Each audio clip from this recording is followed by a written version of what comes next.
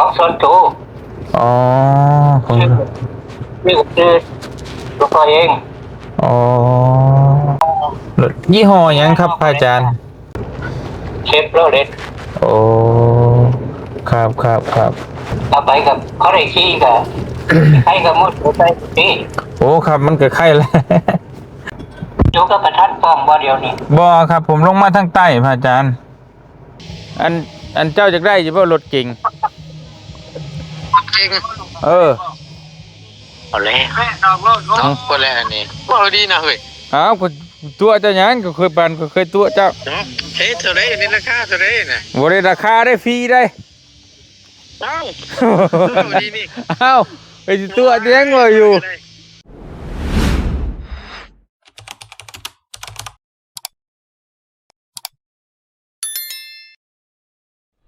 อันรถหยังครับพระอาจารย์รถเก๋งรถเก๋งบ่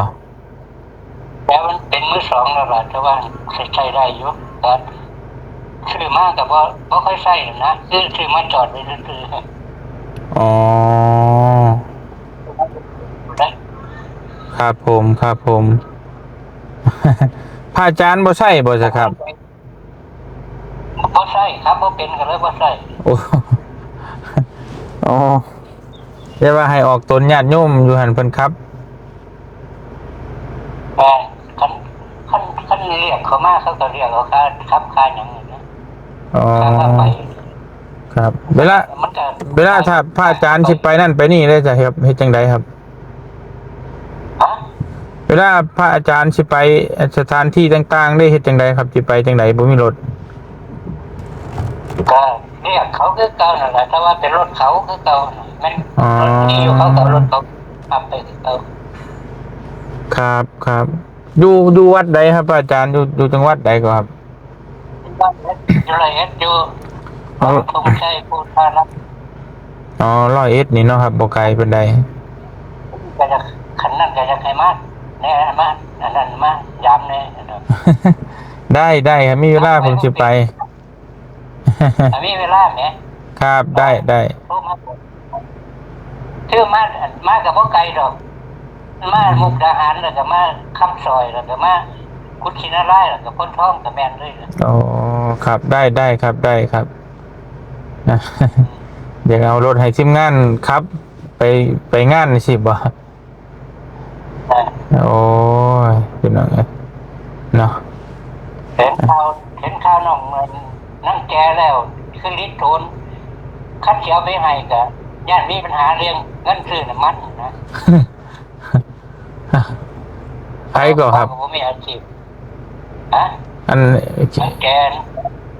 นะอ๋อแม่นอยู่ครับมันก็แต่เป็นรถเก๋งมันก็ที่เติบนึงอยู่เนาะมันก็ใช่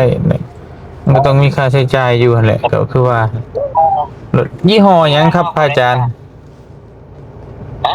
ยึดรถยี่ห้อหยังครับเชฟโรเลตโอ้ครับ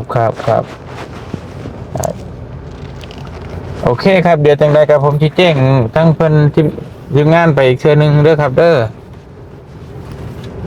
แต่พวกเมื่อก่อนขับเด็กตั้งเนาะอ๋อครับสิเอามาแต่ว่ามันก็ยากเติบอยู่แต่ว่ามันแต่ว่าเรื่องอันน่ะเดินเอกสารยังมันก็นั่นเติบอยู่ถ้าเอาให้เลยแบบผมบ่เคยจักเทื่อหั่นเอาเส้นหมอบรรณาไปให้บ่ได้รถบ่ได้บ่อันไหนครับเอาเส้นหมอบรรณาไปเลยบ่ได้บ่เส้นมอบอำนาจก็ได้คือกันครับแต่ว่ามันผมก็ยังบ่เคยเอามานะเดี๋ยวจะปรึกษาอีกเทื่อนึงอยู่ผมยังบ่เคยเอาขามาแบบนั้นจักเทื่ออยู่ว่ามันนี่ไปโอนไปนั่นก็คันมันข้ามประเทศก็บ่ฮู้หรอกว่าแต่ว่าอยู่นี่ไปโอนเขาก็มอบอำนาจให้ไปเฮ็ดเอารถก็ได้ครับแม่นอยู่ครับแต่ว่ามันถ้ามันถูกต้องทุกอย่างมันก็บ่มีปัญหาหยังดอกมีแต่ว่ามันใช้เวลาเดินเอกสารนู่นนี่นั่นนะครับต่อไปกับเขาได้ขี้กับ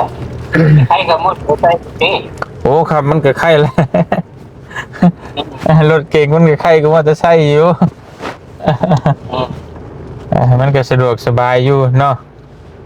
เออ โทรหามันก็ครับสายไหน อ๋อครับผมครับผม นเฮา ครับผม อันพระอาจารย์จะเอาให้ไผครับผม สมมุติว่า แล้วที่เอาให้เบาเตียงทัดสินเอาโลดเด้อท่านแม่นมาเอาไปได้นั่น อ๋อ ให้ทีมงาน ครับครับครับเดี๋ยวเขาขน้อยสิถามเพิ่นก่อนว่าเพิ่นสิเอ่อจังใดก็ครับ อยู่กับประธานป้อมว่าเดียวนี่ บ่ครับผมลงมาทางใต้พระอาจารย์ โอ้ อ่า ไปเล่าใจบ่ แม่นผมมาลาวใต้ตอนนี้ก็หลายมืออยู่เพิ่นสิกลับขึ้น ผมมาปักทั้งปักเซ่ปักซองเพิ่นเด้อครับ ที่เขาไปหันเบาเตียงอยู่ในราชกรน่ะแต่ว่ามันมีปัญหาขัดข้องเลยบ่ได้ไป อ๋อ ครับผมครับผมโอ้กะอันนั่นอยู่เนาะกะพระอาจารย์ก็เคยมาเล่าวอยู่บ่ครับ บ่ทันไปจักเทื่อ อ๋อ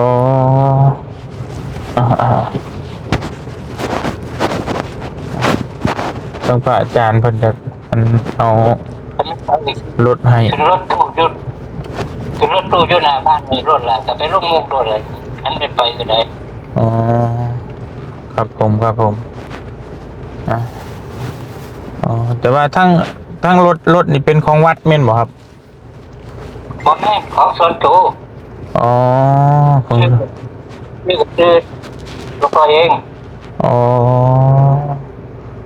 แม่ของวัดดอกชื่อมือเจ้าของเงินเจ้าของเอง อ๋อตั้งแต่อันนั่นพุ่นเนาะแต่ว่าวันนี้บ่ใส่แล้วสิบ่ครับ บ่ใช่เลย โอ้ ขับบ่เป็น ครับบ่เป็น แม่นมีกับแม่นมีกับมันหลายก็เอาบ่มีไปก็ต้องเติมน้ำมันก็ตั้งรถครับ แต่ก่อนนี้อันน่ะให้คนนั่นพาไปบ่ครับหรือว่าพาเวลาไปพุ่นไปพี่ ให้ลูกให้ร้านพักไปนั่นละ อ๋อก็เติมน้ำมันให้เขา ครับผม จะเติมน้ำมันก็ให้บ้างก็ให้บ้างไปก็ได้ บัดนี้ก็เลยอันบริครับแล้วเนาะก็ได้ เดี๋ยวมาให้ทีมงานครับ พี่น้องเลยก็ขอบคุณหลายๆเด้อครับอาจารย์พี่น้องเลยครับ มันเครื่องไหนน่าจะเป็นข้อบอกเด้อ ขอบคุณแทนทีมงานครับผมถ้า ขอโทษน้องถ้าผมมีอันน่ะเวลาเด้อครับเด้อเดี๋ยวสิโทรบอกทีมงานนะครับผมประชานเบื้องตืมก่อนว่ามันสิเอามาอยากมาง่ายสำใดแบบใดครับผม อืม ผมก็ยังบ่เคยเอามาจักเทื่อครับผมเดี๋ยวจังใดเดี๋ยวผมโทรบอกเด้อครับอาจารย์เด้อ เจ้าเจ้า ขอบพระคุณหลายครับผมขอบพระคุณหลายเด้อครับอาจารย์ครับ ก่อนเจ้า ครับเดี๋ยวผมที่ประสานงานเมืองเพิ่นแล้วก็ถามเมืองเพิ่นก่อนได้เดี๋ยวผมจะโทรหาครับ ขอบพระคุณครับขอบพระคุณครับผมขอบพระคุณหลายๆจ้าครับผม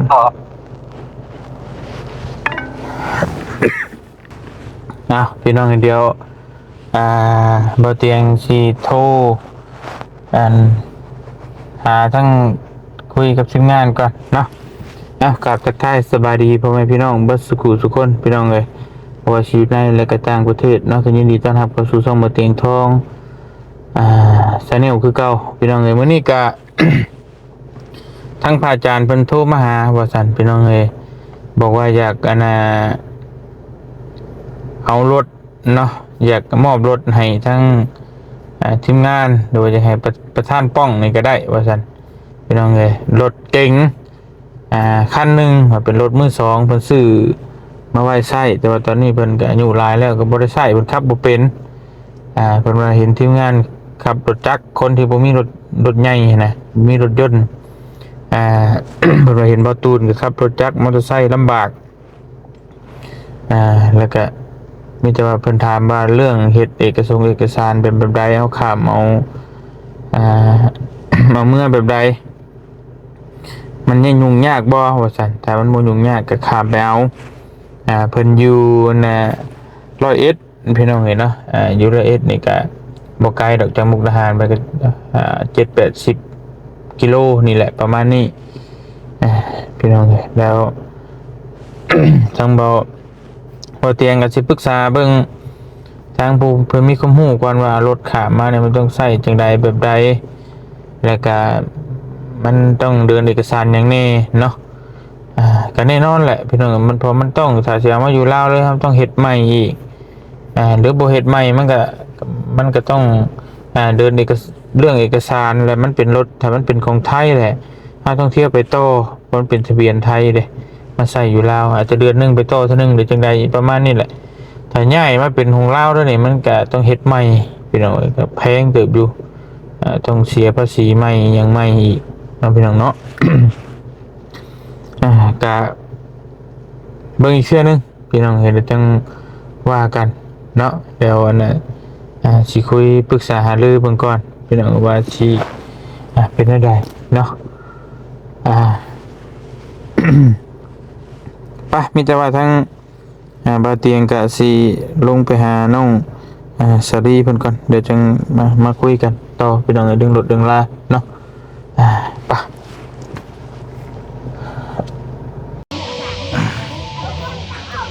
ต่อจากคลิปที่แล้วเขาคุยกับพระอาจารย์แต่จะโทรหลินบ่ตูนก็โทรบ่หยอกมันก็พี่น้องนี่เนาะสบายดีบ่ตูนว่างอยู่บ่ได้อยู่เจ้าเดี๋ยวคุยจักหน่อยได้เฮ็ดหยังอยู่ตอนนี้อ๋อพอดีเรียกลงมาหาทางไอ้นอนเพิ่นที่ปอลูกฮอนนั่นแหละอยู่บ้านส่งที่ปอลูกฮอนคอนแคนบ่อยู่บ้านส่งบ่น่ะแม่นตอนนี้อยู่บ้านส่งเจ้าพอดีขึ้นพ้นบ่ได้แล้วน้ำท่วมบ้านชาวพรคงสิขัวขาดแล้วบ่จักว่าตกบึดๆอยู่พุ่นตกอยู่บ่โอ้ยเว้าเถาะตุนเด้อโอ้ยบ่ให้เว้าโอ้ยทางบัดเมื่อวานนี่บัดมื้อเมื่อคืนนี่บัดคืนบ่เตียงเอ้ยบ่เบิ่งเปิดกล้องดูอยู่กับเบาลงอยู่ป่ามันไปได้บัดสบายดีเด้อโอ้ยสบายดีสบายดีโดยปลาไม่ได้บ่ปลาโอ้เจ้าเกมมันน่ะเด้นี่เจ้าเกชวนมันบ่ตะแก่ส่วนมันสบายดีเด้ออัดคลิปบ่อัดคลิปถ่ายคลิปอยู่อ๋อโดยพอดีนั่นบ่ตูนเลยอย่าคุยน้ำน้อยนึงเจ้าอันเจ้าจักได้อยู่บ่รถเก่งเอาแล้วก็แล้วอันนี้บ่ดีนะเฮ้ยตัวเจ้าหยังก็เคยปานเคยตัวเจ้าเฮ้ยเท่าไรนี่ราคาเท่าไรน่ะบ่ได้ราคาได้ฟรีได้ดีนี่ไปตัวเลี้ยงเลยอยู่พอดีว่าจะเจอหนูว่าน่ะก็จบเจือแล้วฟรีโอ้ยเราอะอยากได้อยู่บ่เลยโอ้ช่างว่าท้ายบ่เตียงแต่มันเป็นรถมือชองได้เป็นมือหนึ่งได้มันเป็นแบบได้นั่นมือชองเงานะมือชองเงาเอาบ่ใจว่าจะเจอมันเป็นไปได้อธิบายก่อนฟังนี้อธิบายก่อนฟังใจเย็นกว่านี่แต่ห้อนแท้นี่คือเอาตั้งใจฟังได้เถอะเด้อเจ้าฮะ อันนั้นอันเพมาพาดบ่านบมือนำ เห็นป่านนี้ไม่ติดแก่เสือกันยาวเลยแล้วป่านว่านุ่มมือ โอ้ยพี่น้องเอ้ยเอาพี่น้องเอ้ยบ่หยอกกันสิดอกเนาะอันน่ะพอดีจังซี่บ่ตูนพอดีอันน่ะทางพระอาจารย์เพิ่นอยู่ทางฝั่งไทย โดย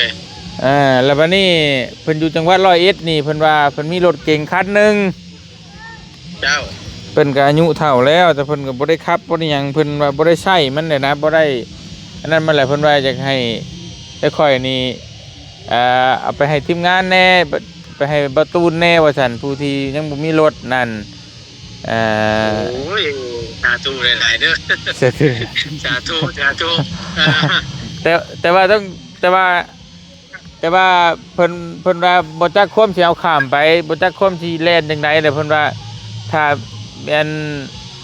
เล่นได้หรือว่าจักคมเอานะให้ไปเอาเลยอยู่วัดเพิ่นว่าอยู่วัดร้อยเอ็ดนี่แต่เพิ่นสิเซ็นใบยังให้ทุกอย่างนะรถเก๋งยี่ห้อเซฟโรเลต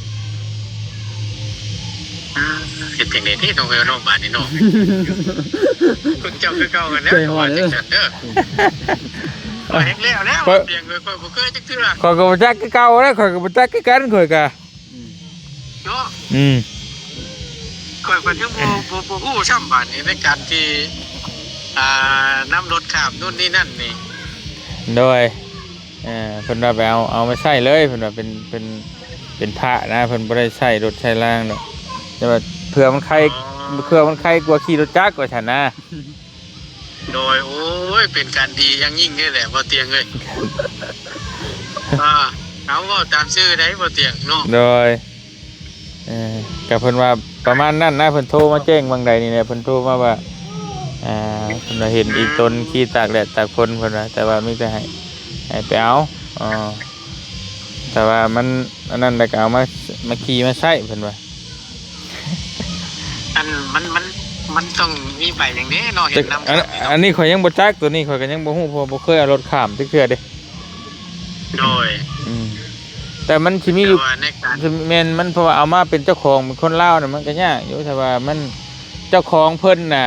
สมมุติว่าเอาขี่ในน้ำที่แบบว่าขี่ในทะเบียนไทยเลยก็ขี่แล้วมันต้องบ่ได้ไปต่อบ่หรือจังใดนี่แหละข่อยก็บ่แน่ใจถ้าว่าสิเอามามันก็ต้องเฮ็ดถ้าเอามาแบบลาวขึ้นทะเบียนลาวเฮาก็ต้อง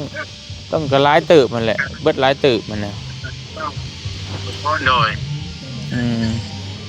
เนาะจังได๋ได้บาดนี้จริงเลยนอนรับอยู่บ่เนาะโอ้ยสินอนรับอยู่บ่มื้อแลงนี่เฮ้ยก็แห้งแล้วนี่โอ้ไปว่านี่ตายก็คักบ่เตียตึกตายบ่ตายแล้วเพิ่นบอกมาเขาก็แจ้งไปตามนี่แล้วข่อยก็โดยบ่มันดีใจเด้เฮ้ยดีใจบ่เนาะข่อยก็บ่ฮู้ว่าเพิ่นแจ้งมาเพิ่นว่าผู้ใดนั่นแหละเพิ่นว่าไปเอาไปให้อีต้นมาสั่นครับไปรถจักรตากแดดตากฝนนึงเอาพอได้ช่วยได้เพิ่นว่าถ้าว่ามันได้ถ้าว่ามันง่ายนะเพิ่นว่าก็เล่นมาเอารถเพิ่นว่าอยู่วัดนี่แหละอยู่ร้อยเอ็ดนี่เพิ่นว่าโดยต้องจังไหนดิแบบสิเนาะจังว่าก็ต้องปรึกษากันเบื้องก่อนแล้วก็สิถามผู้ฮู้ผู้หยังเพิ่นนั่นแหละเนาะต้องเฮ็ดจังได๋รถเพิ่นก็เอาก็บ่เคยจักเทื่อนะบ่เพิ่นเกี่ยวกับเอารถข้ามมานำใช้อยู่พี่แม่นคือปล่อยเองแล้วบ่เตียงให้เพิ่นบ่ฮู้ซ้ํโดยก็ค่อยก็บ่ฮู้คือกันเรื่องตัวนี้บ่ตูนแต่ว่าหากถามและถามผู้เพิ่นฮู้เพิ่นหยังนั่นแหละก็สิถามเบิ่งเพราะว่ามันก็บ่น่าสิยากปานใดติเนาะเดี๋ยวเบิ่งตัวจริงอีกเทื่อนึงเจ้าข่อยกลับเมื่อพุ่นแล้วคำฉะนั้นก็จะไปเบิ่งเดี๋ยวต้องค่อยปรึกษากันเนาะแม่นเพราะว่าแจ้งบอกเจ้าซื่อฮะจะได้กินข้าวอยู่บ่นี่แล้วแต่เจ้าแล้วธรรมดามันอิ่มแน่บ่จริงเอ้ยรถคันเนาะไปลืมกันได้เฮ้ย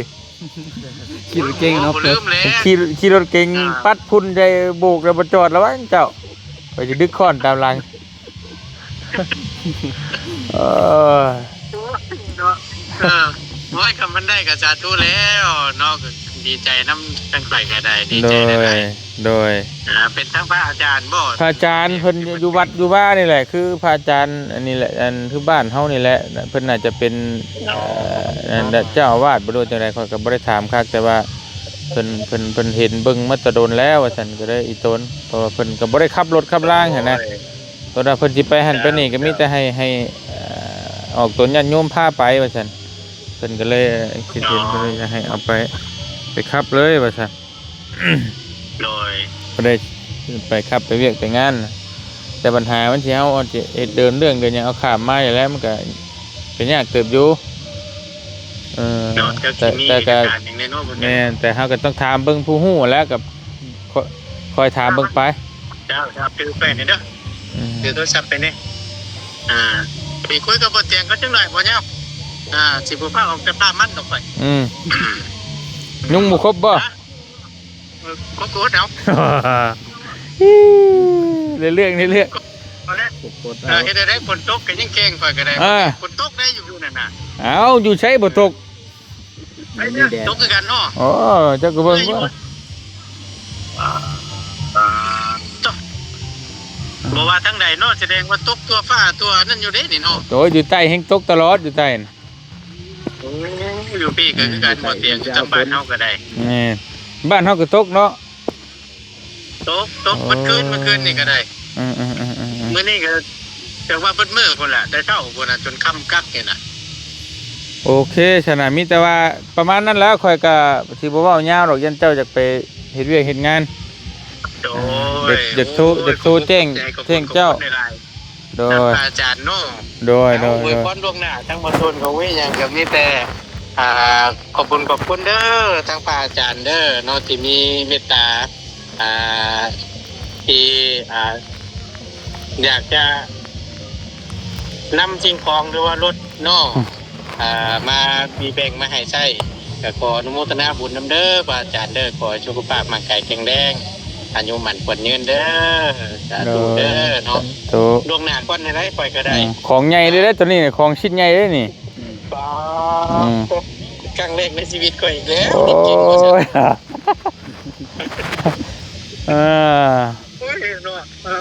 ยเดี๋ยวซอกมึงเด้อเจ้ากับทั้งอยู่บ้านก็ซอกถามเบิ่งนี่เด้อ โอเค ผู้ใดผู้เพิ่นมีความรู้เอารถมาแล้วก็ ถามเบิ่งตั้งหยังแน่จังแน่ ต้องใช่อย่างแน่นอน เดี๋ยวข่อยเมื่อกับคำนั้นเดี๋ยวจะซอกถามปรึกษากัน เจ้า โอเคบ่ตูนโอเค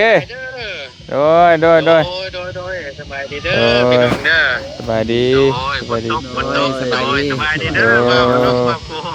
โดยเอาพี่น้องเอ้ยเนาะนี่ก็เป็นทางพระอาจารย์เพิ่นแล้วเฮาก็ยังบ่เห็นดอกรถคือพี่น้องฟังในคลิปนั่นแหละบ่เห็นดอกว่ารถที่เก่าสิใหม่หรือสีหยังเฮาก็ยังบ่ทันได้ถามแต่เพิ่นว่าประสงค์ว่าสิอยากให้เฮาก็โทรแจ้งบ่ถึงบ่ตูนก่อนส่วนสิเอามาได้หรือบ่ได้นั้นเฮาก็ยังบ่ฮู้เนาะฟังเบิ่งอีกเทื่อนึงพี่น้องเอ้ยหรือว่าถ้ามันยากมันแพงเกินไปนี่ก็เฮาก็ต้องคิดไล่เบิ่งเพราะมันเป็นได้บ่ฮู้เฮาก็ต้องไปเบิ่งตัวจริงก่อนเพิ่นว่าให้ไปเบิ่งเอาโลดไปหาอยู่วัดก็ได้อยู่100แต่ว่าอยู่วัดยังบ่เตียงก็ลืมถามแล้วแต่เพิ่นบอกอยู่เมื่อกี้นี่พี่น้องเนาะมีแต่ว่าเดี๋ยวจังว่ากันอีกเทื่อนึงเนาะจ้า เอาบ่นุ่ง โอ้ยผมมีบุญดอกมีแต่ขี่บริคับดอก ไหวบ่นี่ขึ้นภูได้เด้นี่ทางนี้ นี่นั่นบ่บ่ได้ดอกลงกินต้มบาดเดียวแก่ยันนะ ไปบ้านน้องเฉดีนี่ก็บ่ได้ แอบเนี่ยนะ พอรถเพิ่นอยู่ฝั่งไทยได้เพิ่นสิเป็นถนนดีเนาะทางดีทางลาดยางขี่ในเมืองนะรถขี่ในเมือง ไปอะไรอยู่ไปเที่ยวไปยัง คือเจ้าอยู่บ้านอยู่เพื่อนบ่ได้นะอยู่ท่าแตงขี่ไปแห่น ไป ไป เอาไปเรียกกันบ่ได้ ป้าสามพี่น้องเอ้ยเนาะมีแต่ว่าได้ๆก็จังว่ากันเพิ่มเติมมื้อนี้ก็โทรแจ้งตามโทรบอกทางบ่ตูนเนาะตามพระอาจารย์เพิ่นว่าแบบนั้นเฮาก็ยังทันได้ว่า จังใดพี่น้องเอ้ยสิเป็นจริงหรือสิบ่จริงก็ต้องติดตามตอนต่อไปเนาะพี่น้องเอ้ยทางเพิ่นก็ว่าให้แน่นอนว่าซั่นก็คือสิบ่ตัวบ่ต้มหรอกก็เป็นพระอาจารย์เนาะพี่น้องเนาะส่วนเฮาสิมีปัญญาเอามาได้บ่หรือว่าจังไดก็จังว่ากันอีกเทื่อนึงเนาะจังไดก็ขอบคุณขอบคุณขอมุกขอบใจ FC บ่จุกุทุกคนถ้าผู้ใดมีความรู้เกี่ยวกับร้านเอารถข้ามประเทศก็จังไดก็แนะนำบ่เตียงนี่เด้อบอกบ่เตียงแน่เพื่อเป็นแนวทางให้มีความรู้แล้วก็สีนำไปแจ้งไปปรึกษากันเบิ่งเป็นยังไงสำหรับที่นี่บ่เตียงขอตูลาไปก่อนคำแล้วกลับก่อนเด้อสบายดีพี่น้องเอ้ยบ๊ายบายดีใจน้ำประตูนเนาะไป